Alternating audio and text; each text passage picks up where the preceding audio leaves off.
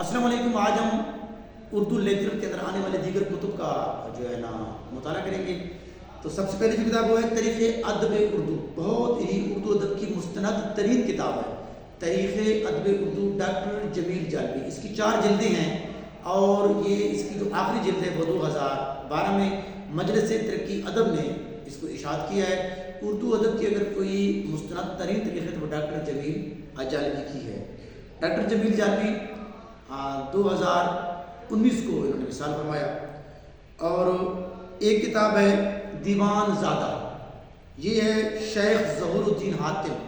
دیوان زادہ یہ 1750 میں تقریباً. تو دیوان زادہ اس کا نام کیوں رکھا گیا تھا؟ کیونکہ اس کے اندر پہلے حاتم نے جو ایام گوئی تھی، ایام گوئی تحریک کے اندر انہوں نے کافی سارے اشعار لکھے تھے. پھر انہوں نے اپنے اس دیوان کے اندر وہ اشعار نکال دیے تھے، خارج کر دیے تھے اور پھر اس کا نام رکھا تھا دیوان زادہ. ایک کتاب اور ہے جو کہ مقدمہ شعر و شاعری، مولانا الطاف حسین حالی کی کتاب ہے. اردو کی پہلی تنقیدی کتاب ہے. دراصل یہ ان کے دیوان کا پہلے دیباچہ تھا. اس کے 2 حصے ہیں، 72 اس کے عنوانات ہیں.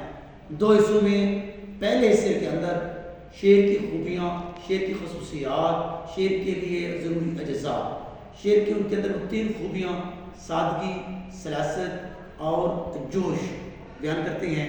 زیادہ تر انہوں نے یہ جو اپنے تنقیدی نظریات دیے تھے Arnold, T S Eliot, Coleridge, یہ ان سے مرہون منت تھے. اور یہ 1893 کے اندر اشاعت ہوئی. زبان کا مطالعہ، خلیل صدیقی کی یہ کتاب ہے زبان کا مطالعہ. اس کے اندر اردو زبان کی تاریخ لکھی گئی ہے.